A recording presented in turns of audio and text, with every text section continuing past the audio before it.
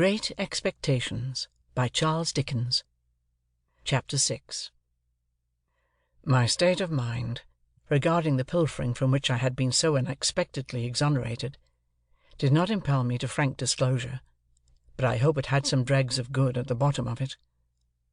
I do not recall that I felt any tenderness of conscience in reference to Mrs. Joe, when the fear of being found out was lifted off me, but I loved Joe, perhaps for no better reason in those early days than because the dear fellow let me love him; and, as to him, my inner self was not so easily composed. It was much upon my mind, particularly when I first saw him looking about for his file, that I ought to tell Joe the whole truth. Yet I did not, and for the reason that I mistrusted that if I did, he would think me worse than I was. The fear of losing Joe's confidence, and of thenceforth sitting in the chimney-corner at night, staring drearily at my for ever lost companion and friend, tied up my tongue.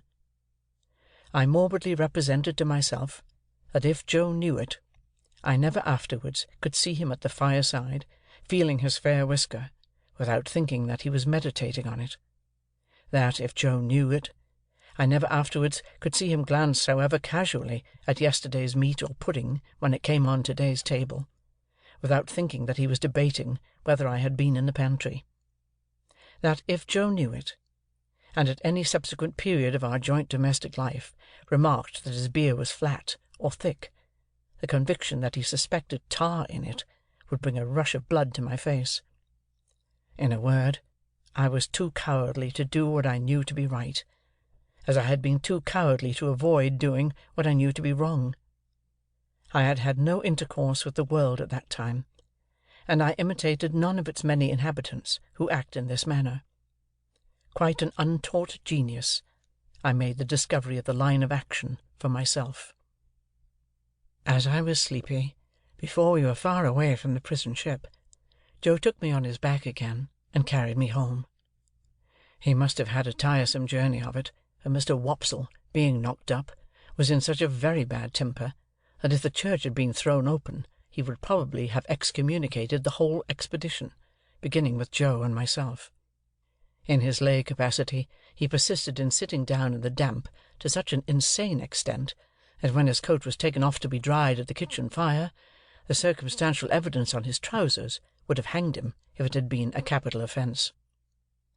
By that time, I was staggering on the kitchen floor like a little drunkard, through having been newly set upon my feet, and through having been fast asleep, and through waking in the heat and lights and noise of tongues. As I came to myself, with the aid of a heavy thump between the shoulders, and the restorative exclamation, "Yah! Was there ever such a boy as this?" from my sister, I found Joe telling them about the convict's confession, and all the visitors suggesting different ways by which he had got into the pantry.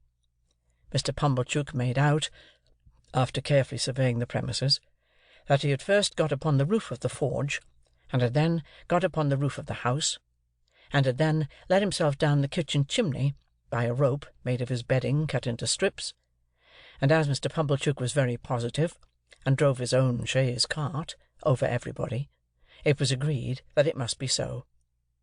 Mr. Wopsle, indeed, wildly cried out, "No!" with the feeble malice of a tired man; but as he had no theory, and no coat on, he was unanimously set at naught, not to mention his smoking hard behind, as he stood with his back to the kitchen fire to draw the damp out, which was not calculated to inspire confidence. This was all I heard that night, before my sister clutched me, as a slumbrous offence to the company's eyesight, and assisted me up to bed with such a strong hand that I seemed to have 50 boots on, and to be dangling them all against the edges of the stairs. My state of mind, as I have described it, began before I was up in the morning, and lasted long after the subject had died out, and had ceased to be mentioned, saving on exceptional occasions. End of chapter 6.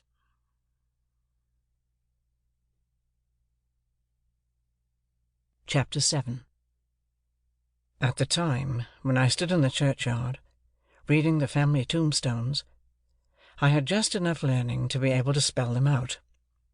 My construction, even of their simple meaning, was not very correct, for I read "wife of the above" as a complimentary reference to my father's exaltation to a better world; and if any one of my deceased relations had been referred to as "below," I have no doubt I should have formed the worst opinions of that member of the family. Neither were my notions of the theological positions to which my catechism bound me at all accurate, for I have a lively remembrance that I supposed my declaration that I was to "walk in the same all the days of my life," laid me under an obligation always to go through the village from our house in one particular direction, and never to vary it by turning down by the wheelwright's or up by the mill.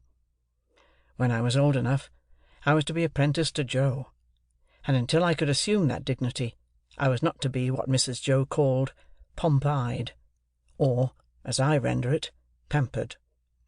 Therefore, I was not only odd boy about the forge, but if any neighbour happened to want an extra boy to frighten birds, or pick up stones, or do any such job, I was favoured with the employment. In order, however, that our superior position might not be compromised thereby, a money-box was kept on the kitchen mantel-shelf, into which it was publicly made known that all my earnings were dropped. I have an impression that they were to be contributed eventually towards the liquidation of the national debt, but I know I had no hope of any personal participation in the treasure. Mr. Wopsle's great-aunt kept an evening school in the village; that is to say, she was a ridiculous old woman of limited means and unlimited infirmity, who used to go to sleep from 6 to 7 every evening, in the society of youth who paid 2d per week each for the improving opportunity of seeing her do it. She rented a small cottage, and Mr. Wopsle had the room upstairs, where we students used to overhear him reading aloud in a most dignified and terrific manner, and occasionally bumping on the ceiling. There was a fiction that Mr. Wopsle examined the scholars once a quarter. What he did on those occasions was to turn up his cuffs, stick up his hair, and give us Mark Antony's oration over the body of Caesar. This was always followed by Collins's ode on the Passions, wherein I particularly venerated Mr. Wopsle as revenge, throwing his blood-stained sword in thunder down, and taking the war-denouncing trumpet with a withering look. It was not with me then, as it was in later life, when I fell into the society of the Passions, and compared them with Collins and Wopsle, rather to the disadvantage of both gentlemen. Mr. Wopsle's great-aunt, besides keeping this educational institution, kept, in the same room, a little general shop. She had no idea what stock she had, or what the price of anything in it was, but there was a little greasy memorandum book kept in a drawer, which served as a catalogue of prices, and by this oracle Biddy arranged all the shop transaction. Biddy was Mr. Wopsle's great-aunt's granddaughter. I confess myself quite unequal to the working out of the problem what relation she was to Mr. Wopsle. She was an orphan like myself; like me, too, had been brought up by hand.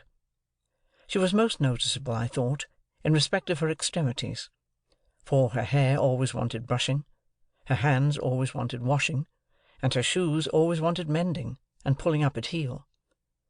This description must be received with a week-day limitation. On Sundays she went to church elaborated. Much of my unassisted self, and more by the help of Biddy than of Mr. Wopsle's great-aunt, I struggled through the alphabet as if it had been a bramble-bush, getting considerably worried and scratched by every letter. After that, I fell among those thieves, the 9 figures, who seemed every evening to do something new to disguise themselves and baffle recognition. But, at last, I began, in a purblind, groping way, to read, write, and cipher on the very smallest scale. One night, I was sitting in the chimney-corner with my slate, expending great efforts on the production of a letter to Joe. I think it must have been a fully year after our hunt upon the marshes, for it was a long time after, and it was winter, and a hard frost. With an alphabet on the hearth at my feet for reference, I contrived in an hour or two to print and smear this epistle. My dear Joe, I hope you are care white.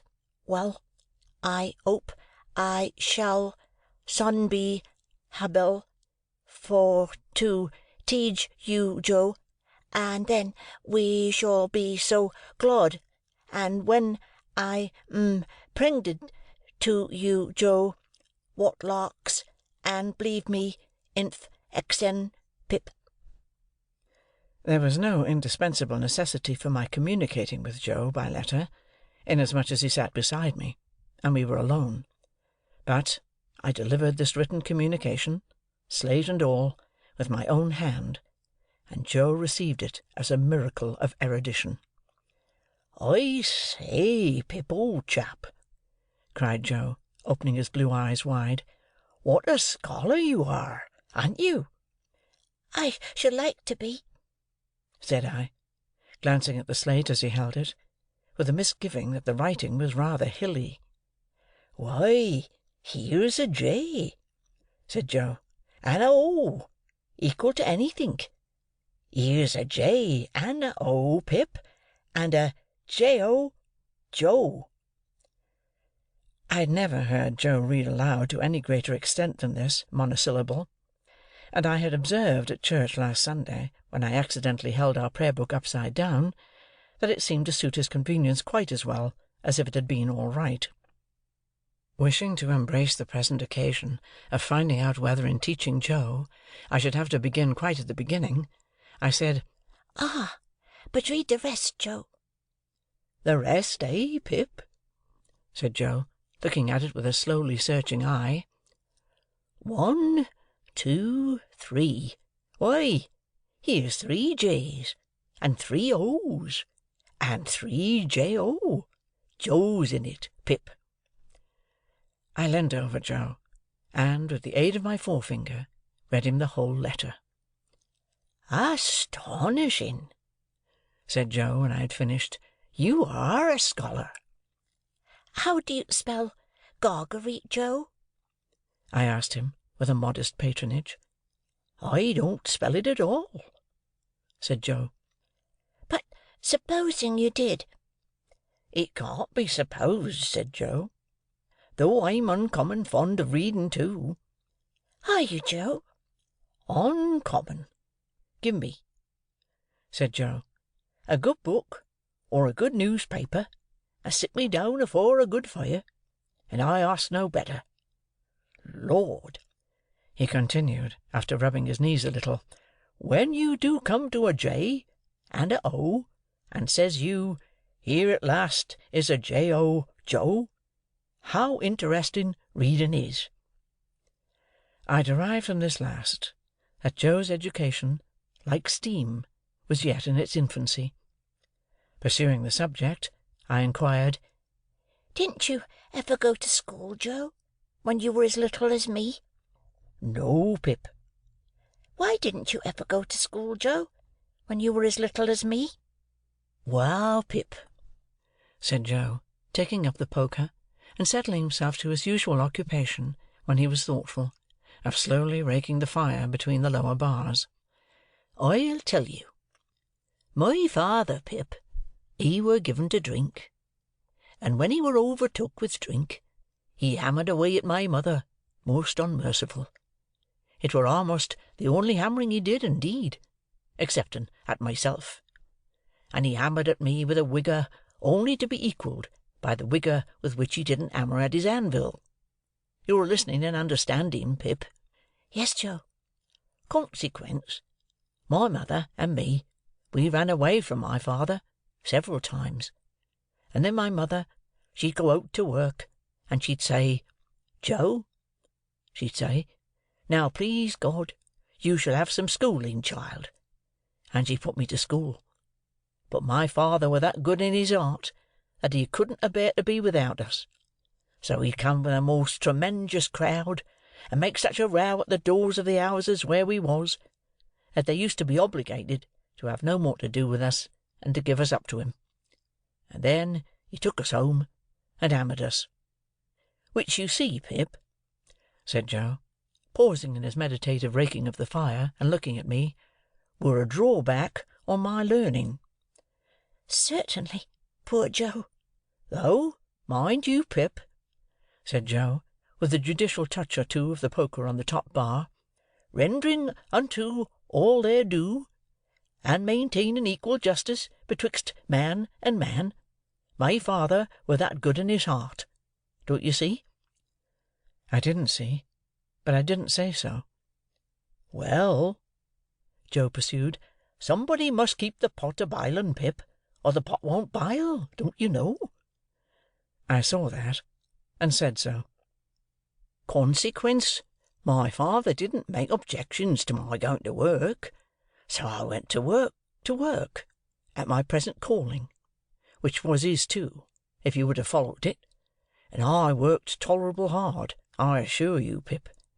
In time, I were able to keep him, and I kept him till he went off in a purple-leptic fit, and it were my intentions to have had put upon his tombstone, that whatsome'er the failings on his part, remember, reader, he were that good in his heart." Joe recited this couplet with such manifest pride and careful perspicuity, that I asked him if he had made it himself. "I made it," said Joe, "my own self. I made it in a moment. It was like striking out a horseshoe complete in a single blow. I never was so much surprised in all my life. Couldn't credit my own head. To tell you the truth, hardly believed it were my own head. As I was saying, Pip, it were my intentions to have had it cut over him, but poetry costs money, cut it how you will, small or large, and it were not done.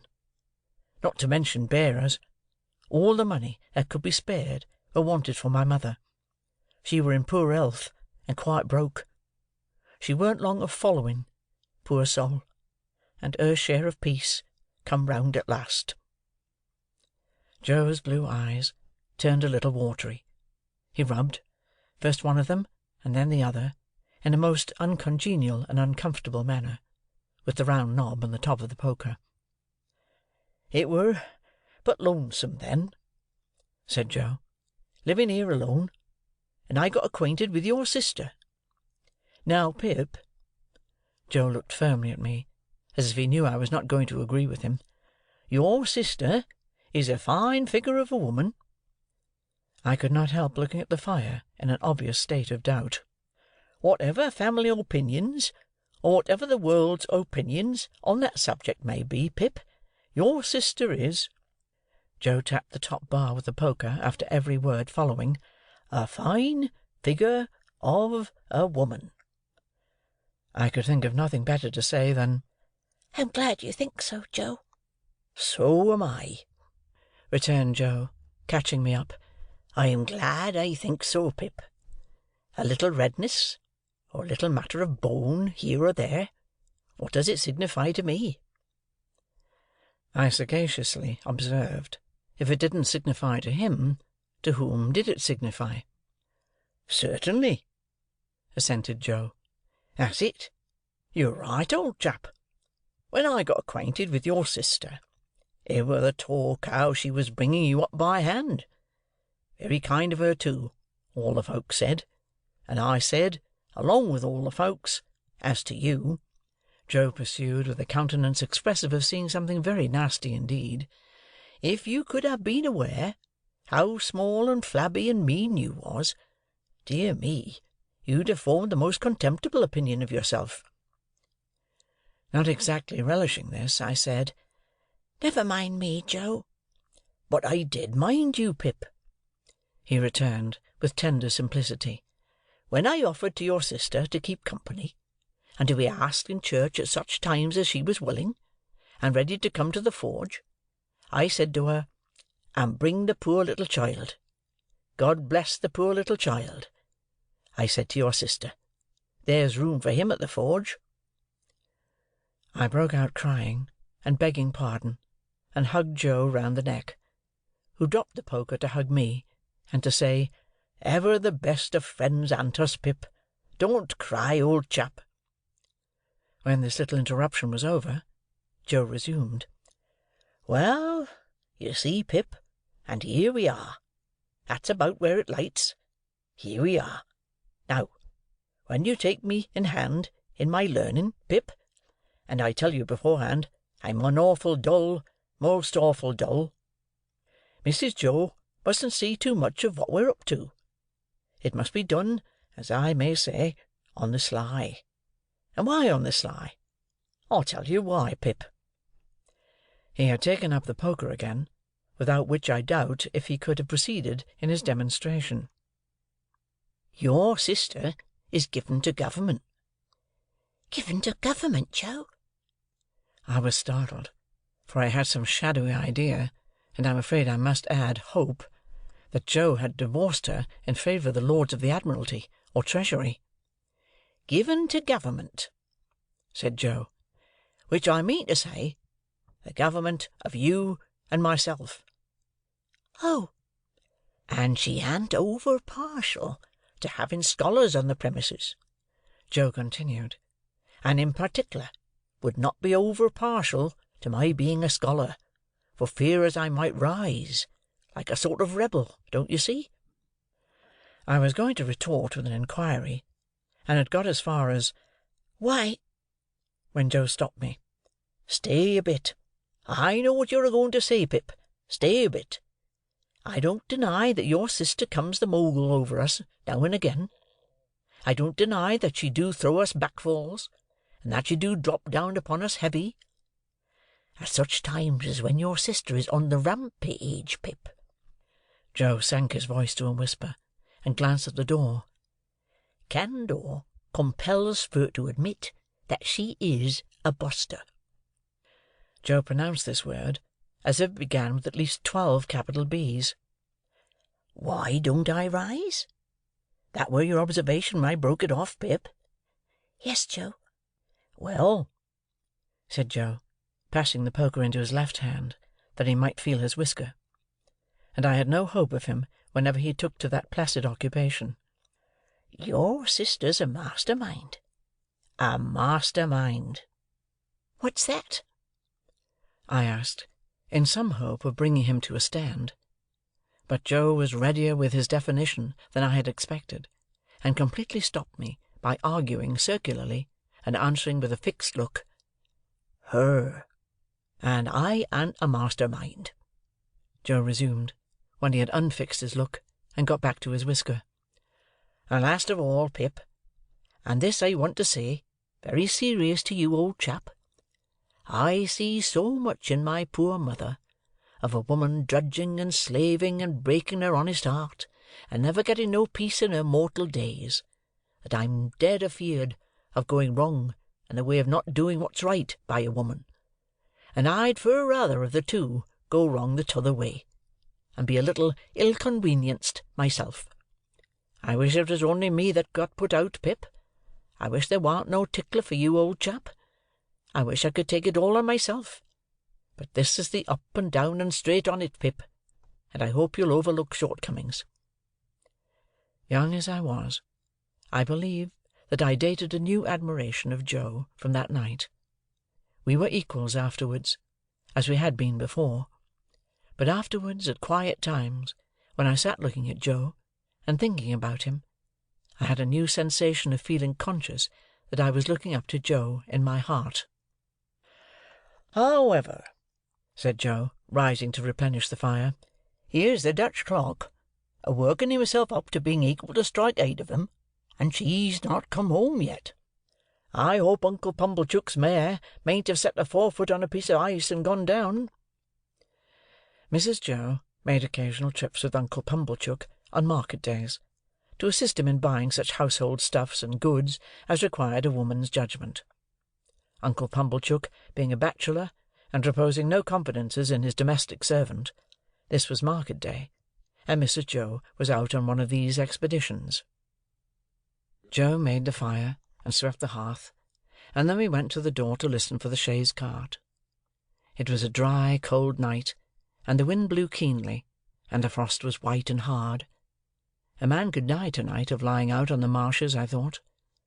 And then I looked at the stars, and considered how awful it would be for a man to turn his face up to them as he froze to death, and see no help or pity in all the glittering multitude. "Here comes the mare," said Joe, "ringing like a peal of bells." The sound of her iron shoes upon the hard road was quite musical, as she came along at a much brisker trot than usual. We got a chair out, ready for Mrs. Joe's alighting, and stirred up the fire that they might see a bright window, and took a final survey of the kitchen that nothing might be out of its place. When we had completed these preparations, they drove up, wrapped to the eyes. Mrs. Joe was soon landed, and Uncle Pumblechook was soon down too, covering the mare with a cloth, and we were soon all in the kitchen, carrying so much cold air in with us that it seemed to drive all the heat out of the fire. "Now," said Mrs. Joe, unwrapping herself with haste and excitement, and throwing her bonnet back on her shoulders, where it hung by the strings, "if this boy an't grateful this night, he never will be." I looked as grateful as any boy possibly could, who was wholly uninformed why he ought to assume that expression. "It's only to be hoped," said my sister, "that he won't be pomp-eyed. But I have my fears." "She an't in that line, mum," said Mr. Pumblechook. "She knows better." "She?" I looked at Joe, making the motion with my lips and eyebrows. "She?" Joe looked at me, making the motion with his lips and eyebrows. "She?" My sister catching him in the act, he drew the back of his hand across his nose, with his usual conciliatory air on such occasions, and looked at her. "Well," said my sister in her snappish way, "what are you staring at? Is the house afire?" "Which some individual," Joe politely hinted, "mentioned she." "And she is a she, I suppose," said my sister. "unless you call Miss Havisham a he, and I doubt if even you'll go so far as that." "Miss Havisham? Uptown?" said Joe. "Is there any Miss Havisham downtown?" returned my sister. "She wants this boy to go and play there, and of course he's going, and he had better play there," said my sister, shaking her head at me as an encouragement to be extremely light and sportive, "or I'll work him." I had heard of Miss Havisham uptown. Everybody for miles round had heard of Miss Havisham uptown, as an immensely rich and grim lady, who lived in a large and dismal house, barricaded against robbers, and who led a life of seclusion. "Well, to be sure," said Joe, astounded. "I wonder how she come to know Pip." "Noodle!" cried my sister. "Who said you knew him?" "Which some individual," Joe again politely hinted, "mentioned that she wanted him to go and play there." "And couldn't she ask Uncle Pumblechook if he knew of a boy to go and play there? Isn't it just barely possible that Uncle Pumblechook may be a tenant of hers, and that he may sometimes, we won't say quarterly or half-yearly, for that would be requiring too much of you, but sometimes go there to pay his rent? And couldn't she then ask Uncle Pumblechook if he knew of a boy to go and play there? And couldn't Uncle Pumblechook, being always considerate and thoughtful for us, though you may not think it, Joseph," in a tone of the deepest reproach, as if he were the most callous of nephews, "then mention this boy, standing prancing here," which I solemnly declare I was not doing, "that I have for ever been a willing slave to—" "Good again!" cried Uncle Pumblechook. "Well put! Prettily pointed! Good indeed! Now, Joseph, you know the case." "No, Joseph," said my sister, still in a reproachful manner, while Joe apologetically drew the back of his hand across and across his nose. "You do not yet, though you may not think it, know the case. You may consider that you do, but you do not, Joseph. For you do not know that Uncle Pumblechook, being sensible that for anything we can tell, this boy's fortune may be made by his going to Miss Havisham's, has offered to take him into town to-night in his own chaise cart, and to keep him to-night, and to take him with his own hands to Miss Havisham's to-morrow morning. And Laura mercy me," cried my sister, casting off her bonnet in sudden desperation, "here I stand, talking to mere mooncalves, with Uncle Pumblechook waiting, and the mare catching cold at the door, and the boy grimed with crock and dirt from the hair of his head to the sole of his foot." With that, she pounced upon me, like an eagle on a lamb, and my face was squeezed into wooden bowls in sinks, and my head was put under taps of water-butts, and I was soaped, and kneaded, and towelled, and thumped, and harrowed, and rasped, until I really was quite beside myself. I may here remark that I suppose myself to be better acquainted than any living authority with the ridgy effect of a wedding-ring passing unsympathetically over the human countenance. When my ablutions were completed, I was put into clean linen of the stiffest character, like a young penitent into sackcloth, and was trussed up in my tightest and fearfullest suit. I was then delivered over to Mr. Pumblechook, who formally received me as if he were the sheriff, and who let off upon me the speech that I knew he had been dying to make all along. "Boy, be for ever grateful to all friends, but especially unto them which brought you up by hand." "Good-bye, Joe." "God bless you, Pip, old chap." I had never parted from him before, and what with my feelings, and what with soap-suds, I could at first see no stars from the chaise cart, but they twinkled out one by one, without throwing any light on the questions why on earth I was going to play at Miss Havisham's, and what on earth I was expected to play at. Chapter 7. Chapter 8. Mr. Pumblechook's premises in the High Street of the market-town were of a peppercorny and farinaceous character, as the premises of a corn-chandler and seedsman should be. It appeared to me that he must be a very happy man indeed to have so many little drawers in his shop, and I wondered, when I peeped into one or two on the lower tiers, and saw the tied-up brown paper packets inside, whether the flower seeds and bulbs ever wanted of a fine day to break out of those jails and bloom. It was in the early morning after my arrival that I entertained this speculation. On the previous night I had been sent straight to bed in an attic with a sloping roof, which was so low in the corner where the bedstead was, that I calculated the tiles as being within a foot of my eyebrows.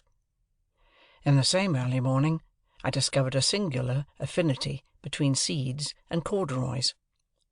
Mr. Pumblechook wore corduroys, and so did his shopman, and somehow there was a general air and flavour about the corduroys, so much in the nature of seeds, and a general air and flavour about the seeds so much in the nature of corduroys, that I hardly knew which was which. The same opportunity served me for noticing that Mr. Pumblechook appeared to conduct his business by looking across the street at the saddler, who appeared to transact his business by keeping his eye on the coachmaker, who appeared to get on in life by putting his hands in his pockets and contemplating the baker, who in his turn folded his arms and stared at the grocer, who stood at his door and yawned at the chemist. The watchmaker, always poring over a little desk with a magnifying glass at his eye, and always inspected by a group of smock-frocks poring over him through the glass of his shop window, seemed to be about the only person in the High Street whose trade engaged his attention. Mr. Pumblechook and I breakfasted at 8 o'clock in the parlour behind the shop, while the shopman took his mug of tea and hunch of bread and butter on a sack of peas in the front premises. I considered Mr. Pumblechook wretched company. Besides being possessed by my sister's idea that a mortifying and penitential character ought to be imparted to my diet, besides giving me as much crumb as possible in combination with as little butter, and putting such a quantity of warm water into my milk that it would have been more candid to have left the milk out altogether, his conversation consisted of nothing but arithmetic. On my politely bidding him good morning, he said pompously, 7 times 9, boy. And how should I be able to answer, dodged in that way, in a strange place, on an empty stomach? I was hungry, but before I had swallowed a morsel, he began a running sum that lasted all through the breakfast. 7, and 4, and 8, and 6, and 2 and 10.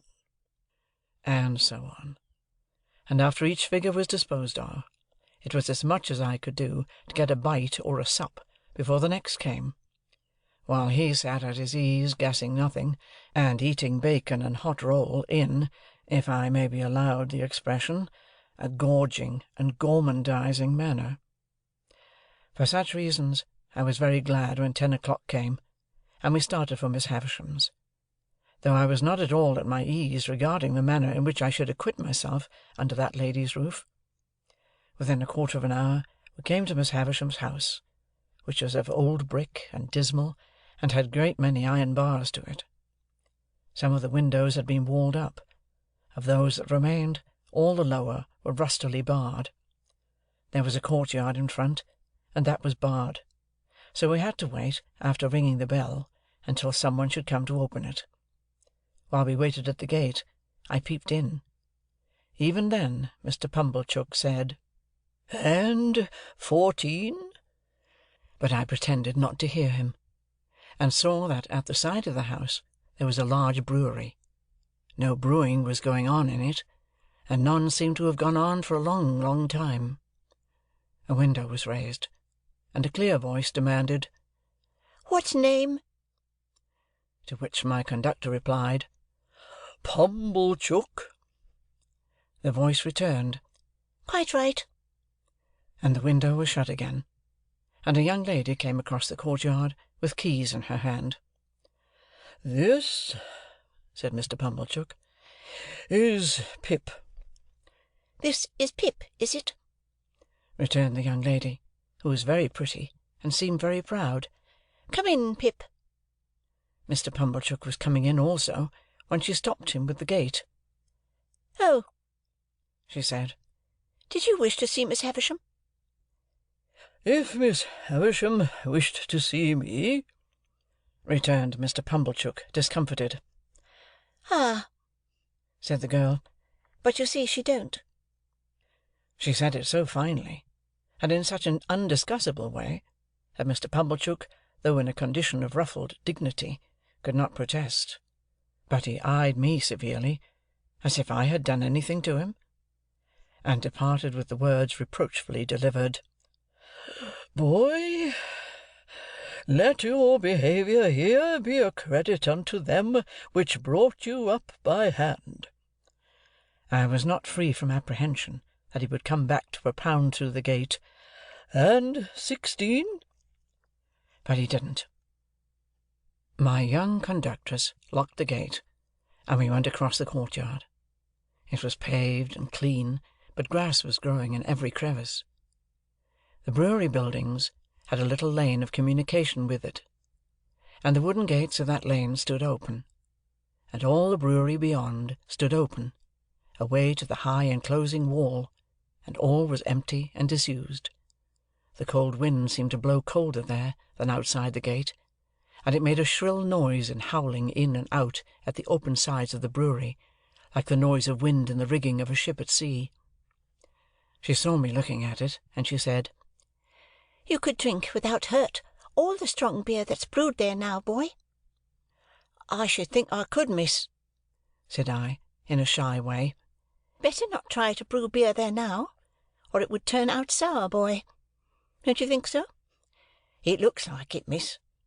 "Not that anybody means to try," she added, "for that's all done with, and the place will stand as idle as it is till it falls. As to strong beer, there's enough of it in the cellars already to drown the manor-house." "Is that the name of this house, miss?" "One of its names, boy." "It has more than one, then, miss?" "One more.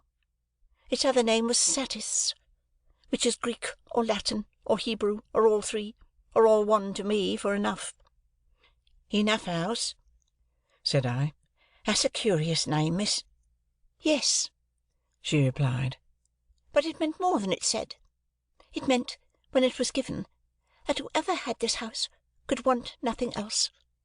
They must have been easily satisfied in those days, I should think. But don't loiter, boy."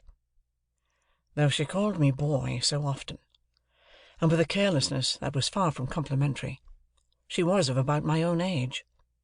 She seemed much older than I, of course, being a girl, and beautiful and self-possessed, and she was as scornful of me as if she had been 21, and a queen. We went into the house by a side door. The great front entrance had 2 chains across it outside, and the first thing I noticed was that the passages were all dark, and that she had left a candle burning there. She took it up, and we went through more passages, and up a staircase, and still it was all dark, and only the candle lighted us. At last we came to the door of a room, and she said, "Go in." I answered, more in shyness than politeness, "After you, miss." To this she returned, "Don't be ridiculous, boy. I'm not going in," and scornfully walked away, and, what was worse, took the candle with her. This was very uncomfortable, and I was half afraid. However, the only thing to be done being to knock at the door, I knocked, and was told from within to enter. I entered, therefore, and found myself in a pretty large room, well lighted with wax candles. No glimpse of daylight was to be seen in it. It was a dressing-room, as I supposed from the furniture, though much of it was of forms and uses then quite unknown to me. But prominent in it was a draped table with a gilded-looking glass, and that I made out at first sight to be a fine lady's dressing-table.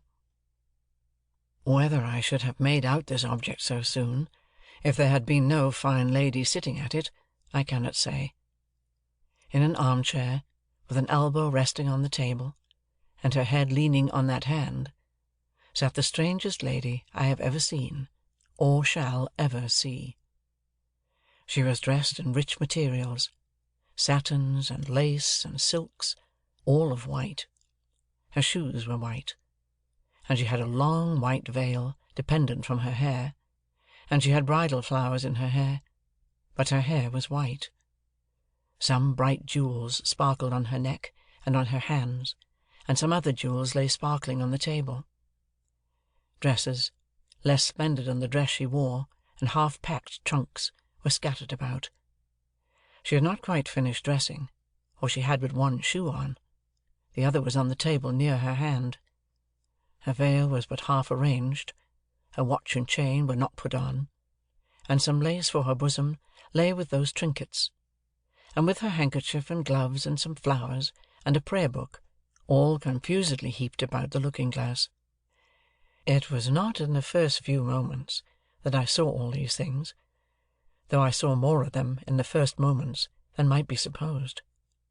But I saw that everything within my view, which ought to be white, had been white long ago, and had lost its lustre, and was faded and yellow. I saw that the bride, within the bridal dress, had withered like the dress, and like the flowers, and no brightness left but the brightness of her sunken eyes. I saw that the dress had been put upon the rounded figure of a young woman, and that the figure upon which it now hung loose had shrunk to skin and bone. Once I had been taken to see some ghastly waxwork at the fair, representing I know not what impossible personage lying in state.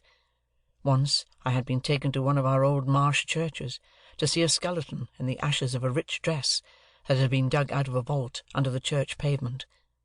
Now, waxwork and skeleton seemed to have dark eyes that moved and looked at me. I should have cried out, if I could.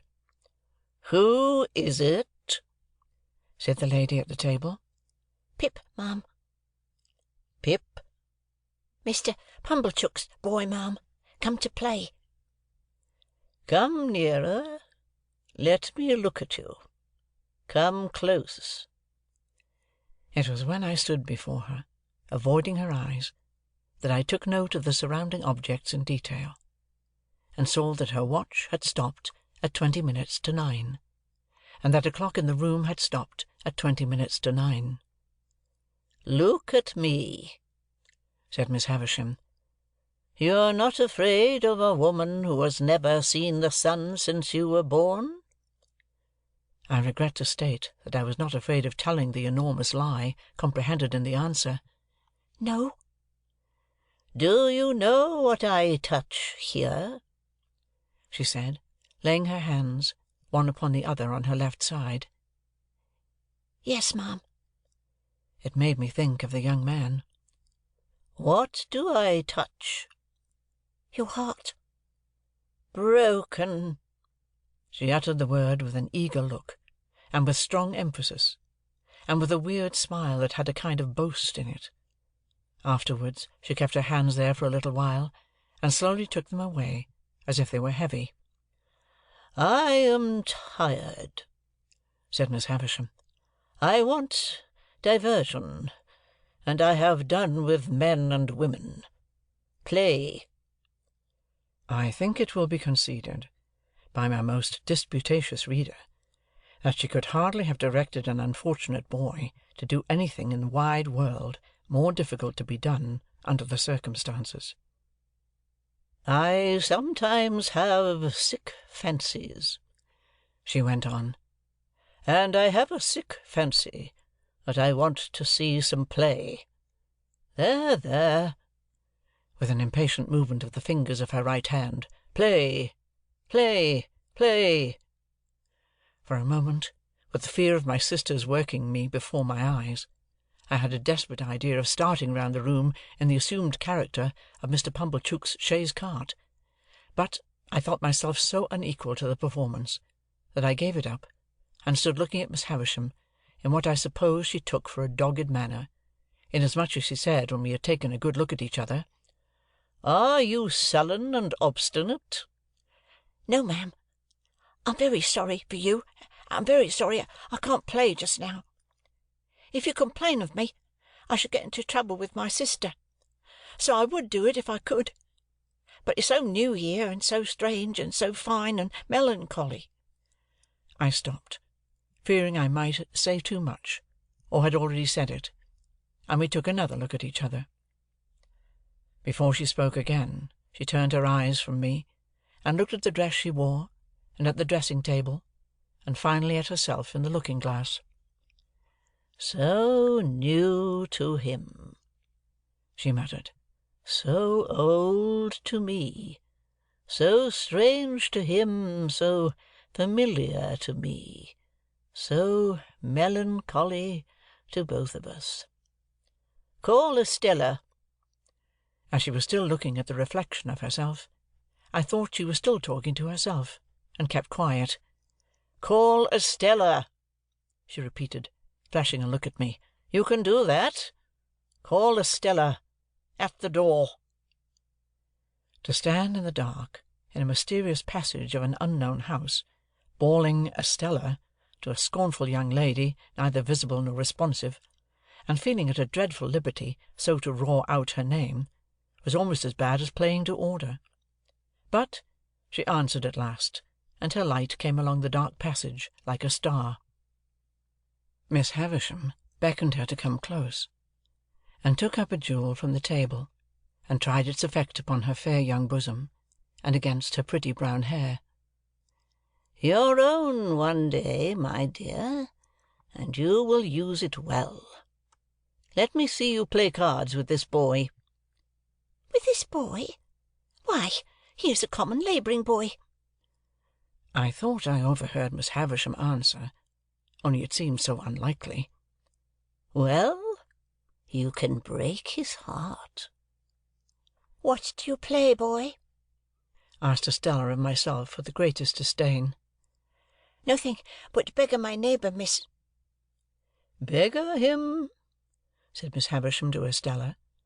So we sat down to cards.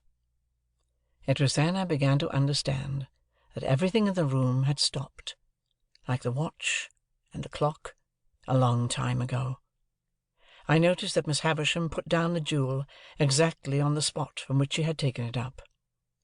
As Estella dealt the cards, I glanced at the dressing-table again, and saw that the shoe upon it, once white, now yellow, had never been worn. I glanced down at the foot from which the shoe was absent, and saw that the silk stocking on it, once white, now yellow, had been trodden ragged. Without this arrest of everything, this standing still of all the pale, decayed objects, not even the withered bridal dress, and the collapsed form, could have looked so like grave-clothes, or the long veil so like a shroud. So she sat, corpse-like, as we played at cards, the frillings and trimmings on her bridal dress looking like earthy paper. I knew nothing then of the discoveries that are occasionally made of bodies buried in ancient times, which fall to powder in the moment of being distinctly seen. But I have often thought since that she must have looked as if the admission of the natural light of day would have struck her to dust. "He calls knaves jacks, this boy," said Estella with disdain, before our first game was out. "and what coarse hands he has, and what thick boots!" I had never thought of being ashamed of my hands before, but I began to consider them a very indifferent pair. Her contempt for me was so strong that it became infectious, and I caught it. She won the game, and I dealt. I misdealt, as was only natural when I knew she was lying in wait for me to do wrong, and she denounced me for a stupid, clumsy, labouring boy. "You say nothing of her," remarked Miss Havisham to me, as she looked on. "She says many hard things of you, but you say nothing of her. What do you think of her?"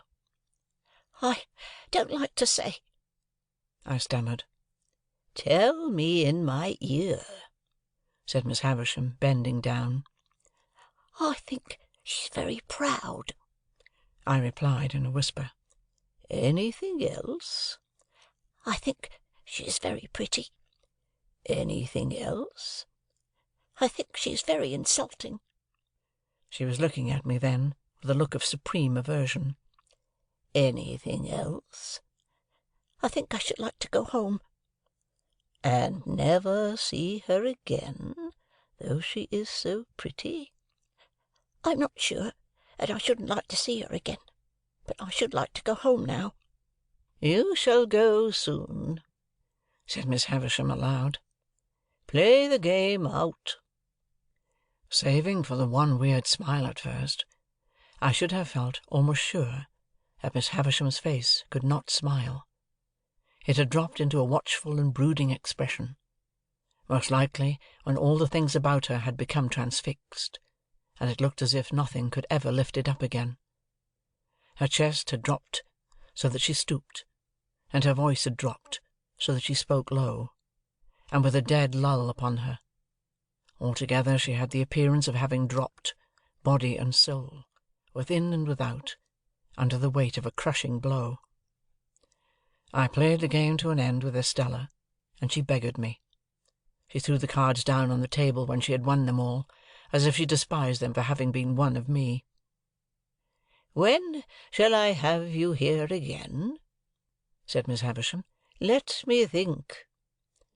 I was beginning to remind her that to-day was Wednesday, when she checked me with her former impatient movement of the fingers of her right hand. "There, there! I know nothing of days of the week. I know nothing of weeks of the year.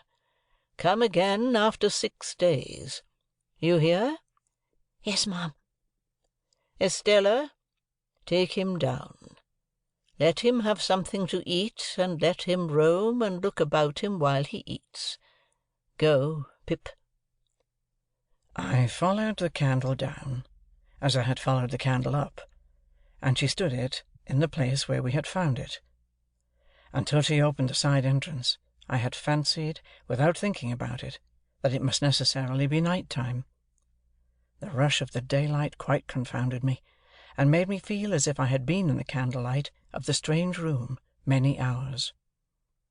"You are to wait here, you boy," said Estella, and disappeared and closed the door.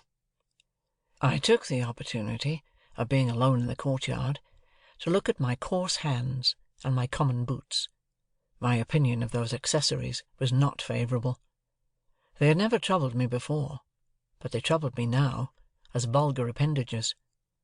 I determined to ask Joe why he had ever taught me to call those picture cards jacks, which ought to be called knaves.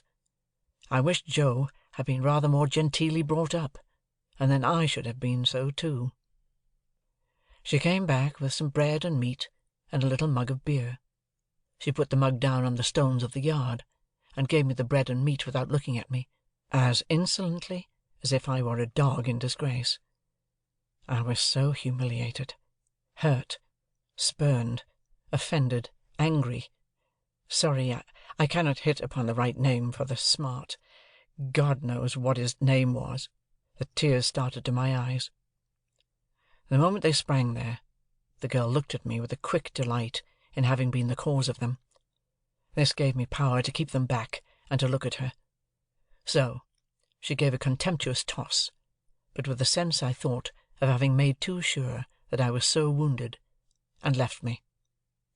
But when she was gone, I looked about me for a place to hide my face in, and got behind one of the gates in the brewery lane, and leaned my sleeve against the wall there, and leaned my forehead on it, and cried. As I cried, I kicked the wall, and took a hard twist at my hair, so bitter were my feelings, and so sharp was the smart without a name that needed counteraction. My sister's bringing up had made me sensitive. In the little world in which children have their existence, whosoever brings them up, there is nothing so finely perceived and so finely felt as injustice. It may be only small injustice that the child can be exposed to, but the child is small, and its world is small, and its rocking horse stands as many hands high, according to scale, as a big-boned Irish hunter. Within myself, I had sustained from my babyhood a perpetual conflict with injustice. I had known, from the time when I could speak, that my sister, in her capricious and violent coercion, was unjust to me. I had cherished a profound conviction that her bringing me up by hand gave her no right to bring me up by jerks. Through all my punishments, disgraces, fasts, and vigils, and other penitential performances, I had nursed this assurance, and to my communing so much with it in a solitary and unprotected way, I in great part refer the fact that I was morally timid and very sensitive. I got rid of my injured feelings for the time, by kicking them into the brewery wall, and twisting them out of my hair, and then I smoothed my face with my sleeve, and came from behind the gate. The bread and meat were acceptable, and the beer was warming and tingling, and I was soon in spirits to look about me. To be sure, it was a deserted place, down to the pigeon-house in the brewery yard, which had been blown crooked on its pole by some high wind, and would have made the pigeons think themselves at sea, if there had been any pigeons there to be rocked by it. But there were no pigeons in the dovecot, no horses in the stable, no pigs in the sty, no malt in the storehouse, no smells of grains and beer in the copper or the vat.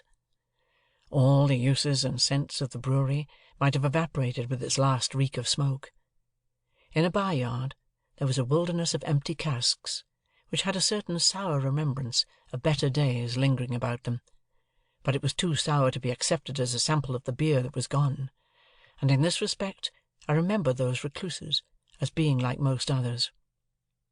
Behind the furthest end of the brewery was a rank garden with an old wall, not so high but that I could struggle up and hold on long enough to look over it, and see that the rank garden was the garden of the house, and that it was overgrown with tangled weeds, but that there was a track upon the green and yellow paths, as if some one sometimes walked there, and that Estella was walking away from me even then. But she seemed to be everywhere. For when I yielded to the temptation presented by the casks, and began to walk on them, I saw her walking on them at the end of the yard of casks. She had her back towards me, and held her pretty brown hair spread out in her two hands, and never looked round, and passed out of my view directly. So, in the brewery itself, by which I mean the large paved lofty place in which they used to make the beer, and where the brewing utensils still were, when I first went into it, and, rather oppressed by its gloom, stood near the door looking about me, I saw her pass among the extinguished fires, and ascend some light iron stairs, and go out by a gallery high overhead, as if he were going out into the sky. It was in this place, and at this moment, that a strange thing happened to my fancy. I thought it a strange thing then, and I thought it a stranger thing long afterwards. I turned my eyes, a little dimmed by looking up at the frosty light, towards a great wooden beam in a low nook of the building near me on my right hand, and I saw a figure hanging there by the neck, a figure all in yellow white, with but one shoe to the feet, and it hung so that I could see that the faded trimmings of the dress were like earthy paper, and that the face was Miss Havisham's, with a movement going over the whole countenance as if she were trying to call to me. In the terror of seeing the figure, and in the terror of being certain that it had not been there a moment before, I at first ran from it, and then I ran towards it, and my terror was greatest of all when I found no figure there. Nothing less than the frosty light of the cheerful sky, the sight of people passing beyond the bars of the courtyard gate, and the reviving influence of the rest of the bread and meat and beer, would have brought me round. Even with those aids, I might not have come to myself as soon as I did, but that I saw Estella approaching with the keys to let me out. She would have some fair reason for looking down upon me, I thought, if she saw me frightened, and she would have no fair reason. She gave me a triumphant glance in passing me, as if she rejoiced that my hands were so coarse and my boots were so thick, and she opened the gate and stood holding it. I was passing out without looking at her, when she touched me with a taunting hand. "Why don't you cry?" "Because I don't want to." "You do," said she. "You have been crying till you were half blind, and you are near crying again now."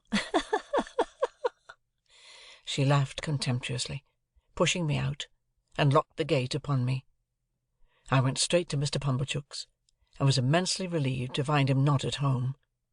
So, leaving word with the shopman on what day I was wanted at Miss Havisham's again, I set off on the 4-mile walk to our forge, pondering as I went along on all I had seen, and deeply revolving that I was a common labouring boy, that my hands were coarse, that my boots were thick, that I had fallen into a despicable habit of calling knaves jacks, that I was much more ignorant than I had considered myself last night, and generally that I was in a low-lived, bad way. Chapter 8.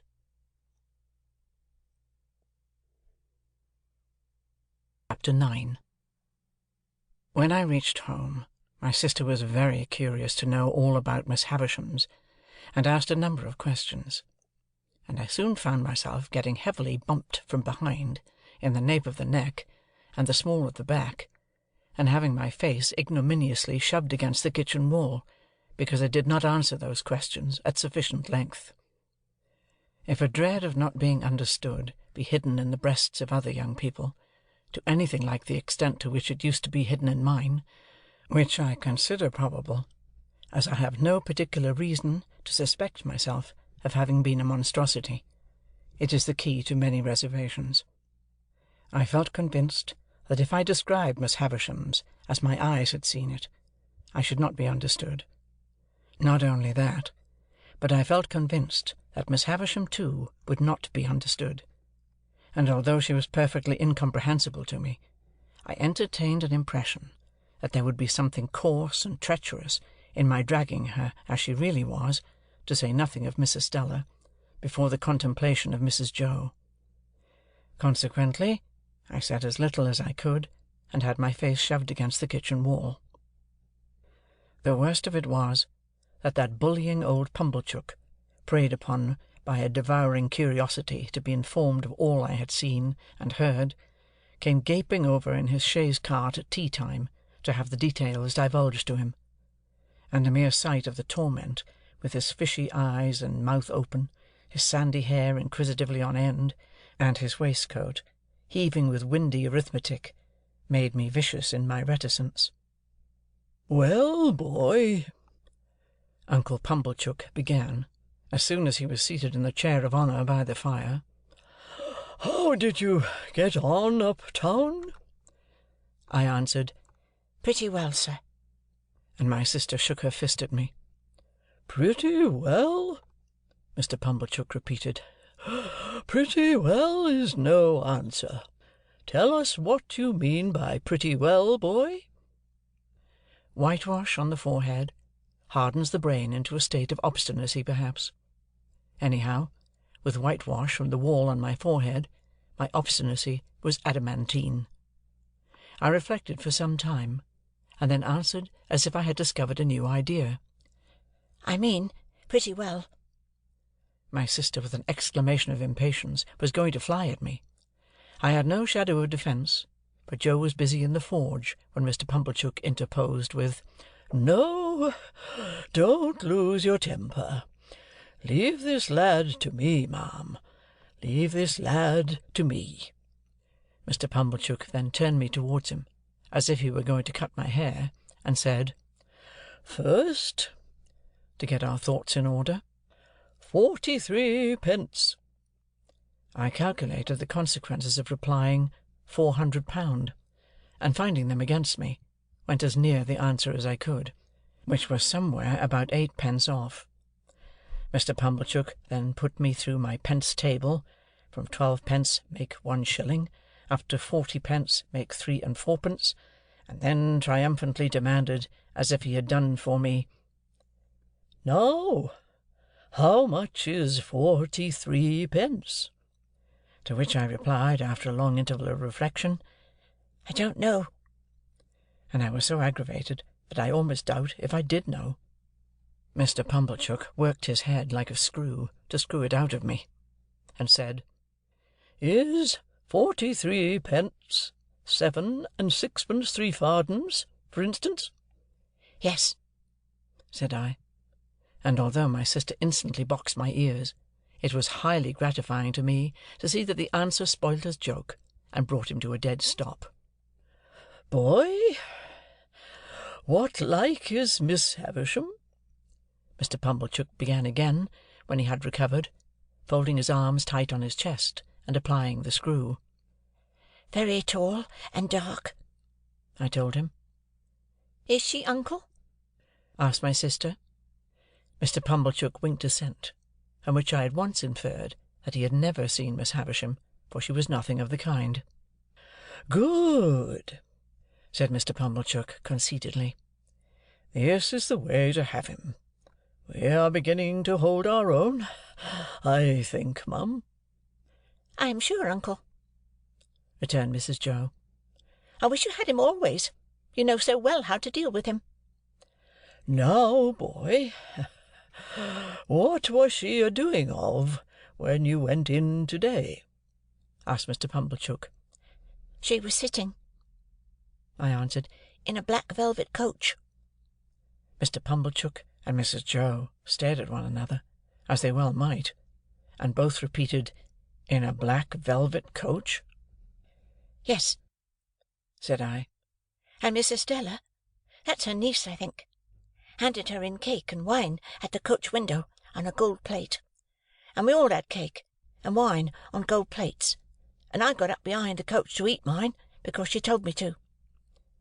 "Was anybody else there?" asked Mr. Pumblechook. 4 dogs," said I. "Large or small?" "Immense," said I. "and they fought for veal cutlets out of a silver basket." Mr. Pumblechook and Mrs. Joe stared at one another again in utter amazement. I was perfectly frantic, a reckless witness under the torture, and would have told them anything. "Where was this coach, in the name of gracious?" asked my sister. "In Miss Havisham's room." They stared again. "But there weren't any horses to it."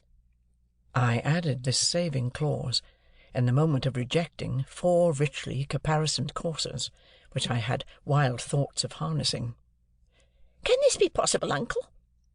asked Mrs. Joe. "What can the boy mean?" "I'll tell you, mum," said Mr. Pumblechook. "My opinion is, it's a sedan chair. She's flighty, you know. Very flighty.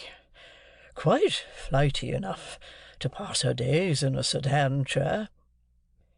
"Did you ever see her in it, uncle?" asked Mrs. Joe. "How could I?" he returned. forced to the admission, "when I never see her in my life, never clapped eyes upon her." "Goodness, uncle! And yet you have spoken to her?" "Why, don't you know," said Mr. Pumblechook testily, "that when I have been there, I have been took up to the outside of her door, and the door has stood ajar, and she has spoke to me that way. Don't say you don't know that, mum.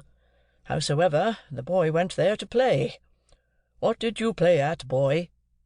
"We played with flags," I said. I beg to observe that I think of myself with amazement when I recall the lies I told on this occasion. "Flags?" echoed my sister. "Yes," said I. "Estella waved a blue flag, and I waved a red one, and Miss Havisham waved one sprinkled all over with little gold stars out at the coach window, and then we all waved our swords and hurrahed." "Swords?" repeated my sister. "Where did you get swords from?" "Out of a cupboard," said I. "And I saw pistols in it, and jam, and pills, and there was no daylight in the room, but it was all lighted up with candles." "That's true, mum," said Mr. Pumblechook, with a grave nod. "That's the state of the case. For that much I've seen myself." And then they both stared at me, and I, with an obtrusive show of artlessness on my countenance, stared at them, and plaited the right leg of my trousers with my right hand. If they had asked me any more questions, I should undoubtedly have betrayed myself, for I was even then on the point of mentioning that there was a balloon in the yard, and should have hazarded the statement, but for my invention being divided between that phenomenon and a bear in the brewery. They were so much occupied, however, in discussing the marvels I had already presented for their consideration, that I escaped. The subject still held them when Joe came in from his work to have a cup of tea, to whom my sister, more for the relief of her own mind than for the gratification of his, related my pretended experiences. Now, when I saw Joe open his blue eyes and roll them all round the kitchen in helpless amazement, I was overtaken by penitence, but only as regarded him, not in the least as regarded the other two. Towards Joe, and Joe only, I considered myself a young monster, while they sat debating what results would come to me from Miss Havisham's acquaintance and favour. They had no doubt that Miss Havisham would do something for me. Their doubts related to the form that something would take. My sister stood out for property. Mr. Pumblechook was in favour of a handsome premium for binding me apprentice to some genteel trade, say the corn and seed trade, for instance. Joe fell into the deepest disgrace with both, for offering the bright suggestion that I might only be presented with one of the dogs who had fought for the veal cutlets. "If a fool's head can't express better opinions than that," said my sister, "and you have got any work to do, you'd better go and do it." So he went.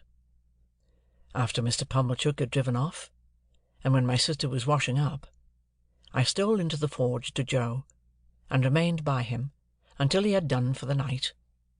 Then I said, "Before the fire goes out, Joe, I should like to tell you something." "Should you, Pip?" said Joe, drawing his shoeing-stool near the forge. "Then tell us. What is it, Pip?" "Joe," said I, taking hold of his rolled-up shirt-sleeve, and twisting it between my finger and thumb, "you remember all that about Miss Havisham's?" "Remember?" said Joe. "I believe you. Wonderful!" "It's a terrible thing, Joe. It ain't true." "What are you a-telling of, Pip?" cried Joe, falling back in the greatest amazement. "You don't mean to say it's—" "Yes, I do. It's lies, Joe." "But not all of it. Why, sure you don't mean to say, Pip, that there was no black velvet coach?" For I stood shaking my head. "But at least there was dogs, Pip." "Come, Pip," said Joe persuasively. "If there warn't no veal cutlets, at least there was dogs." "No, Joe." "A dog?" said Joe. "A puppy?" come." "No, Joe, there was nothing at all of the kind." As I fixed my eyes hopelessly on Joe, Joe contemplated me in dismay. "Pip, old chap, this won't do, old fellow. I say, where do you expect to go to?" "It's terrible, Joe, an't it?" "Terrible?" cried Joe. "Awful. What possessed you?" "I don't know what possessed me, Joe," I replied, letting his shirt-sleeve go, and sitting down in the ashes at his feet, hanging my head. "but I wish you hadn't taught me to call knaves at cards, jacks. And I wish my boots weren't so thick, nor my hands so coarse." And then I told Joe that I felt very miserable, and that I hadn't been able to explain myself to Mrs. Joe and Pumblechook, who were so rude to me, and that there had been a beautiful young lady at Miss Havisham's, who was dreadfully proud, and that she had said I was common, and that I knew I was common, and that I wished I was not common, and that the lies had come of it somehow, though I didn't know how. This was a case of metaphysics, at least as difficult for Joe to deal with as for me. But Joe took the case altogether out of the region of metaphysics, and by that means vanquished it. "There's one thing you may be sure of, Pip," said Joe, after some rumination, "namely, that lies is lies. Howsoever they come, they didn't ought to come, and they come from the father of lies, and work round to the same. Don't you tell no more of 'em, Pip. That ain't the way to get out of being common, old chap. And as to being common, I don't make it out at all clear. You are uncommon in some things. You're uncommon small. Likewise, you're a uncommon scholar." "No, I'm ignorant and backward, Joe." "Why, see what a letter you wrote last night. Wrote in print even. I've seen letters, and from gentlefolks, that I'll swear weren't wrote in print," said Joe. "I have learnt next to nothing, Joe. You think much of me. It's only that." "Well, Pip," said Joe, "be it so, or be it so'n't. You must be a common scholar afore you can be an uncommon one, I should hope. The king upon his throne, with his crown upon his head, can't sit and write his acts of Parliament in print without having begun, when he were a unpromoted prince, with the alphabet. Ah," added Joe, with a shake of the head that was full of meaning, "and begun at A too, and worked his way to Z. And I know what that is to do, though I can't say I've exactly done it." There was some hope in this piece of wisdom, and it rather encouraged me. "Whether common ones as to callings and earnings," pursued Joe, reflectively, "mightn't be the better of continuing for a keep company with common ones, instead of going out to play with uncommon ones. Which reminds me to hope that there were a flag, perhaps?" "No, Joe." "I'm sorry there weren't a flag, Pip. Whether that might be, or mightn't be, is a thing as can't be looked into now, without putting your sister on the rampage, and that's a thing not to be thought of as being done intentional. Look'ee here, Pip, at what is said to you by a true friend, which this to you the true friend say: if you can't get to be uncommon through going straight, you'll never get to do it through going crooked. So don't tell no more on 'em, Pip, and live well and die happy." "You're not angry with me, Joe?" "No, old chap. But bearing in mind that them were, which I meant to say, of a stunning and owdacious sort, alluding to them which bordered on weal cutlets and dog-fighting, a sincere well-wisher would advise, Pip, their being dropped into your meditations when you go upstairs to bed. That's all, old chap, and don't never do it no more." When I got up to my little room and said my prayers, I did not forget Joe's recommendation, and yet my young mind was in that disturbed and unthankful state that I thought long after I laid me down how common Estella would consider Joe, a mere blacksmith, how thick his boots, and how coarse his hands. I thought how Joe and my sister were then sitting in the kitchen, and how I had come up to bed from the kitchen, and how Miss Havisham and Estella never sat in a kitchen, but were far above the level of such common doings. I fell asleep recalling what I used to do when I was at Miss Havisham's, as though I had been there weeks or months, instead of hours, and as though it were quite an old subject of remembrance, instead of one that had arisen only that day.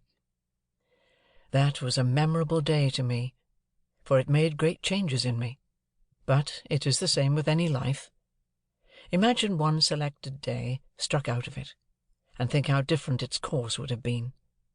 Pause, you who read this, and think for a moment of the long chain of iron or gold, of thorns or flowers, that would never have bound you, but for the formation of the first link on one memorable day. End of chapter 9.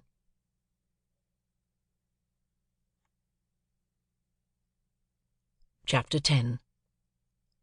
The felicitous idea occurred to me a morning or two later, when I woke, that the best step I could take towards making myself uncommon was to get out of Biddy everything she knew.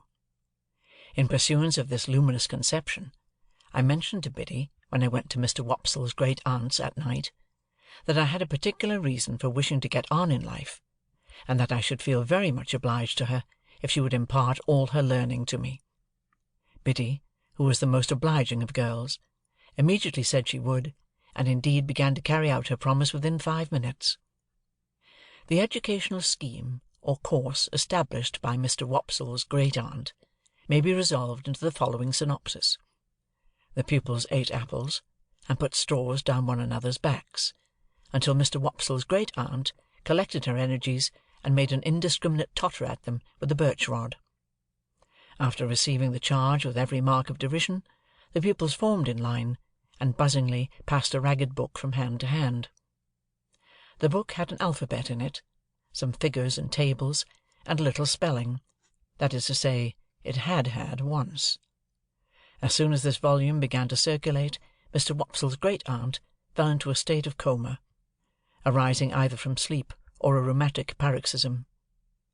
The pupils then entered among themselves upon a competitive examination on the subject of boots, with the view of ascertaining who could tread the hardest upon whose toes. This mental exercise lasted until Biddy made a rush at them and distributed 3 defaced Bibles, shaped as if they had been unskilfully cut off the chump-end of something, more illegibly printed at the best than any curiosities of literature I have since met with, speckled all over with iron mould, and having various specimens of the insect world smashed between their leaves.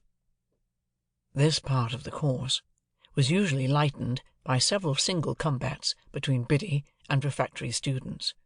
When the fights were over, Biddy gave out the number of a page, and then we all read aloud what we could, or what we couldn't, in a frightful chorus. Biddy leading with a high, shrill, monotonous voice, and none of us having the least notion of, or reverence for, what we were reading about. When this horrible din had lasted a certain time, it mechanically awoke Mr. Wopsle's great-aunt, who staggered at a boy fortuitously and pulled his ears. This was understood to terminate the course for the evening, and we emerged into the air with shrieks of intellectual victory. It is fair to remark that there was no prohibition against any pupil's entertaining himself with a slate, or even with the ink, when there was any, but that it was not easy to pursue that branch of study in the winter season, on account of the little general shop in which the classes were holden, and which was also Mr. Wopsle's great-aunt's sitting-room and bedchamber, being but faintly illuminated through the agency of one low-spirited dip-candle and no snuffers. It appeared to me that it would take time to become uncommon under these circumstances. Nevertheless, I resolved to try it, and that very evening Biddy entered on our special agreement by imparting some information from her little catalogue of prices under the head of moist sugar, and lending me, to copy at home, a large old English D, which she had imitated from the heading of some newspaper, and which I supposed, until she told me what it was, to be a design for a buckle. Of course there was a public-house in the village, and of course Joe, liked sometimes to smoke his pipe there. I had received strict orders from my sister to call for him at the Three Jolly Bargemen that evening, on my way home from school, and bring him home at my peril. To the Three Jolly Bargemen, therefore, I directed my steps. There was a bar at the Jolly Bargemen, with some alarmingly long chalk scores in it on the wall at the side of the door, which seemed to me to be never paid off. They had been there ever since I could remember, and had grown more than I had. But there was a quantity of chalk about our country, and perhaps the people neglected no opportunity of turning it to account. It being Saturday night, I found the landlord looking rather grimly at these records; but as my business was with Joe and not with him, I merely wished him good evening, and passed into the common room at the end of the passage, where there was a bright large kitchen fire, and where Joe was smoking his pipe in company with Mr. Wopsle and a stranger.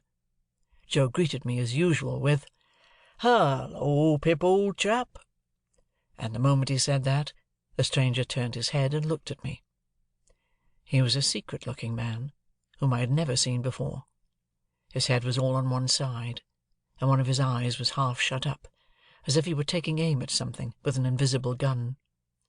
He had a pipe in his mouth, and he took it out, and, after slowly blowing all his smoke away, and looking hard at me all the time, nodded. So I nodded, and then he nodded again, and made room on the settle beside him, that I might sit down there. But, as I was used to sit beside Joe whenever I entered that place of resort, I said, "No, thank you, sir," and fell into the space Joe made for me on the opposite settle. The strange man, after glancing at Joe, and seeing that his attention was otherwise engaged, nodded to me again when I had taken my seat, and then rubbed his leg in a very odd way as it struck me. "You was saying," said the strange man, turning to Joe, "that you was a blacksmith?" "Yes, I said it, you know," said Joe. "What'll you drink, Mr.—you didn't mention your name, by the by." Joe mentioned it now, and the strange man called him by it. "What'll you drink, Mr. Gargery, at my expense, to top up with?" "Well," said Joe, "to tell you the truth, I ain't much in the habit of drinking at anybody's expense but my own." "Habit? No," returned the stranger. "But once in a way, and on a Saturday night too. Come, put a name to it, Mr. Gargery." "I wouldn't wish to be stiff company," said Joe. "Rum?" "Rum?" repeated the stranger. "And will the other gentleman originate a sentiment?" "Rum!" said Mr. Wopsle. "Three rums!" cried the stranger, calling to the landlord. "Glasses round!" "This other gentleman," observed Joe, by way of introducing Mr. Wopsle, "is a gentleman that you would like to hear give it out. Our clerk at church." "Aha!" said the stranger quickly, and cocking his eye at me. "The lonely church, right out on the marshes, with graves round it?" "That's it," said Joe. The stranger, with a comfortable kind of grunt over his pipe, put his legs up on the settle that he had to himself.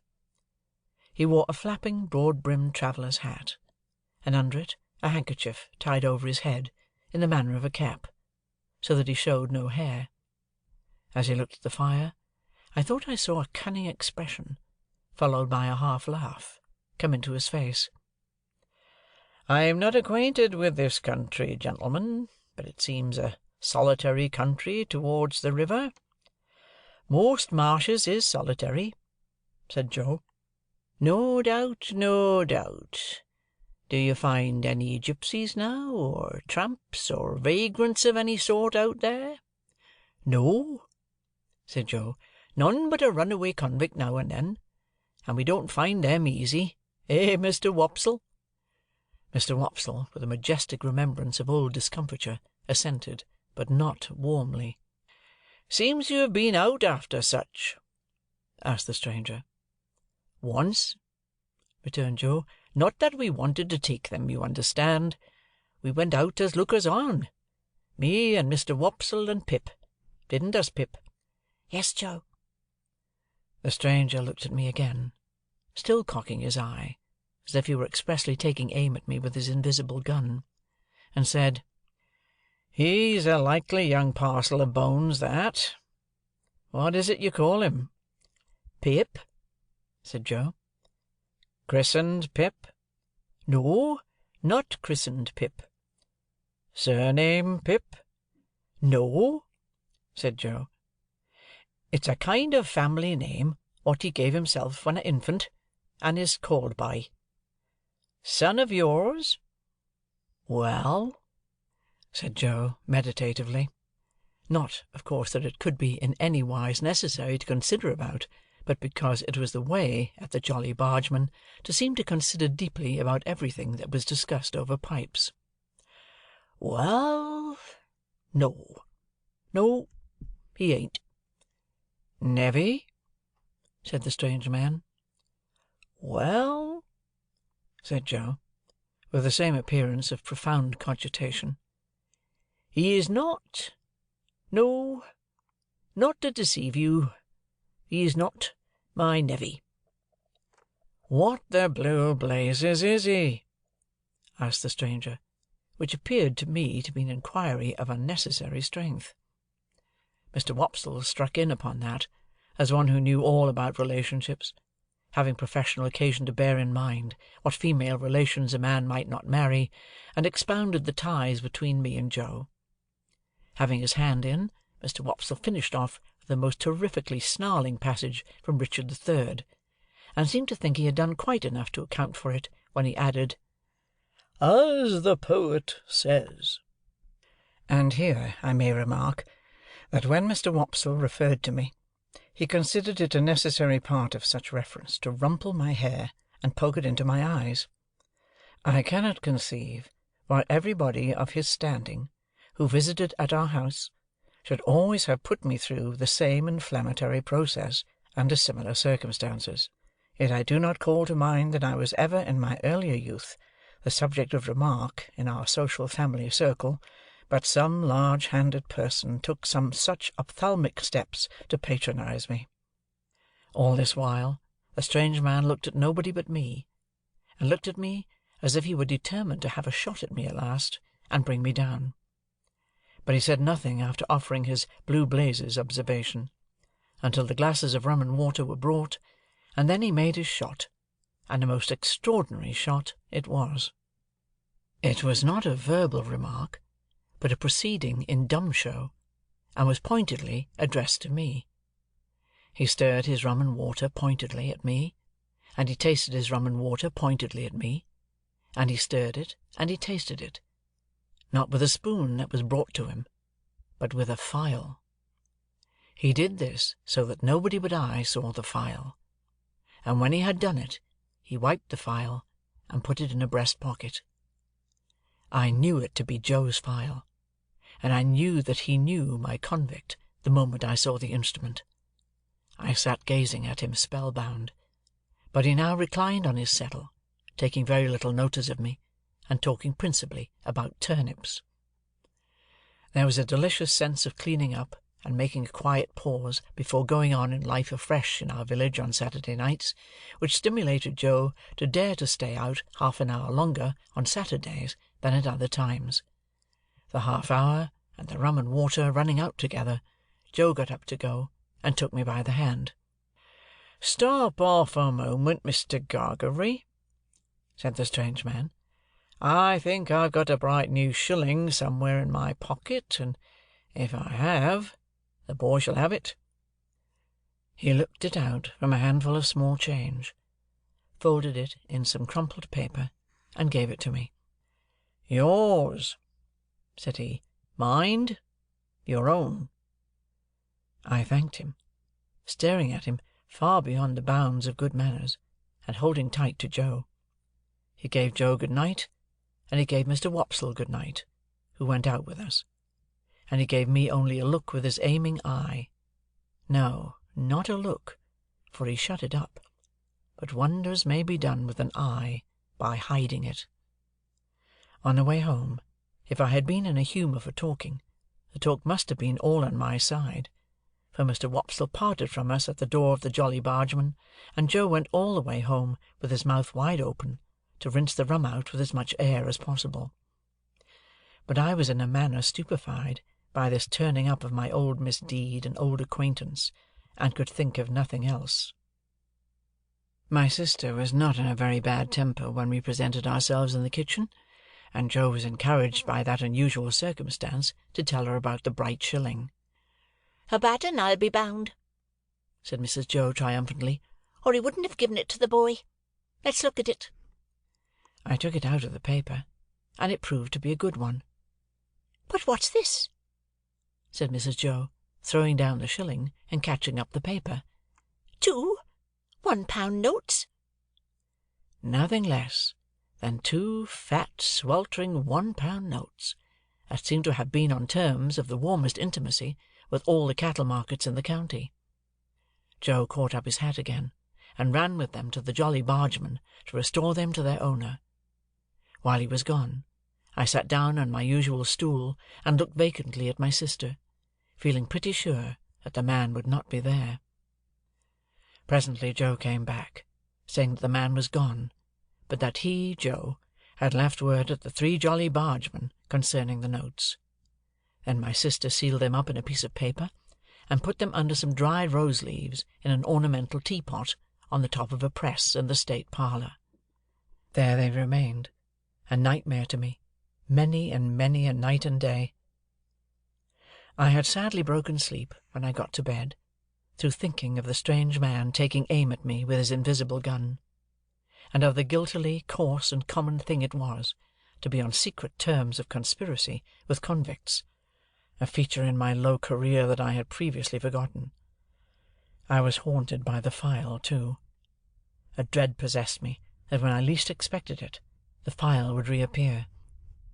I coaxed myself to sleep by thinking of Miss Havisham's next Wednesday, and in my sleep I saw the file coming at me out of a door, without seeing who held it, and I screamed myself awake. Chapter 10